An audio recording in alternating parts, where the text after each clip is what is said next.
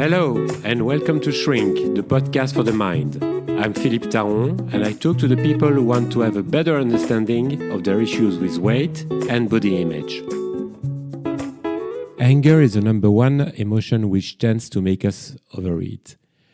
It starts usually with the frustration, and if we don't listen to that frustration, if we don't say stop, or if we don't say we're not okay with it to someone, to something, then it becomes anger. And it starts overwhelming us. It has a bad reputation because it's usually associated with screams, sometimes with violence, but it's a very important one. It's about knowing our limits as well, and that's the difficult thing, our boundaries.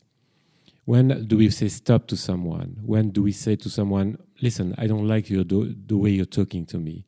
I don't like what you're saying to me. You're taking too much of my time.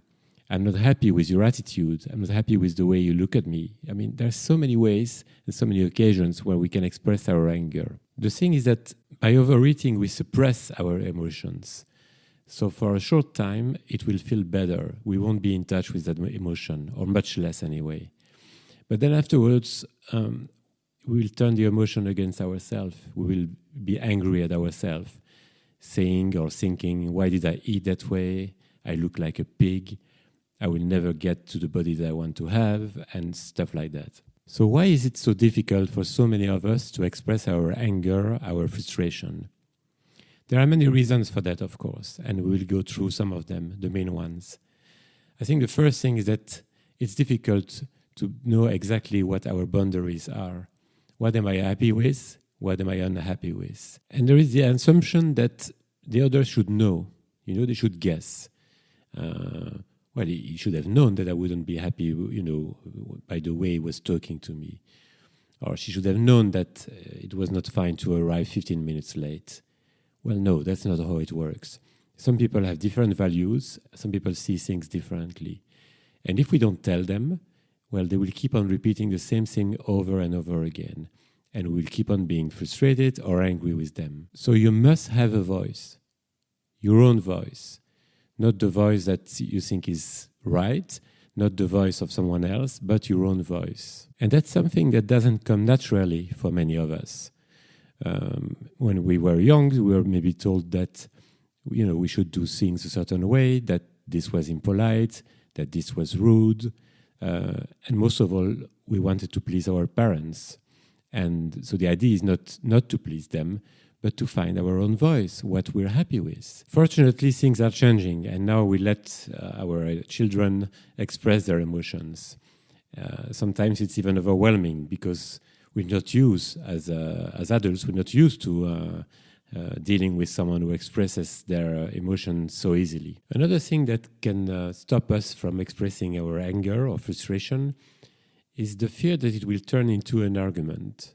For many people, when you're renouncing something that you're unhappy with, it's like you're denouncing the whole relationship, or you're even denouncing who they are. So you have to keep that in mind, that when you're renouncing something, you're not denouncing the relationship or the other person. It's still not very easy to have an argument, and it's about finding the right words without hurting the other one, and not blaming them most of the time, but saying, okay, this is not fine with me.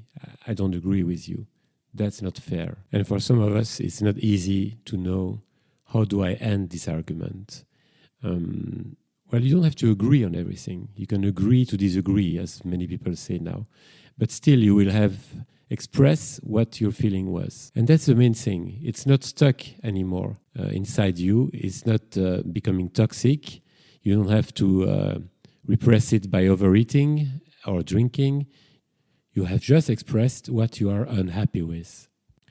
And that's something that can be difficult for some of us. Will I be unloved? Will I be rejected if I express myself, if I say the things that I'm not happy with? We spend so much time and so much energy in being loved by others, in having some recognition, that we might fear that we put it at risk by being ourselves, just expressing our boundaries. So yes, I agree it can be tough. But expressing your boundaries is maybe better than eating a whole pack of chocolate. giving yourself the right to have a voice is most probably better than finishing a plate for spaghetti, even if it's a good one. And even if it turns into an argument, it's probably better to have the discussion, that argument, than storing this anger inside yourself and then cover it with food or wine or whatever. You can end this toxic cycle. It's up to you. It's difficult. It's something new. So like everything which is new is scary, but you can change that. You may also fear that expressing your anger makes you look or sound like an angry person. In fact, it's completely the opposite.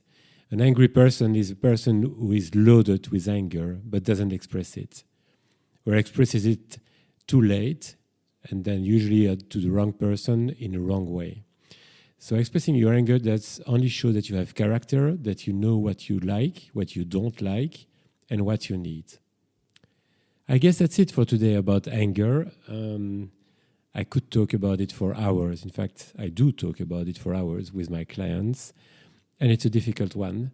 But I hope somehow it will give you a few leads to change your behavior and feeling better about yourself, about your voice. Thank you for listening to this second podcast. I hope you've enjoyed it and you're getting more used to my accent and my pronunciation. But hey, I'm working on it. Seriously, it's going to get so much better. Thank you.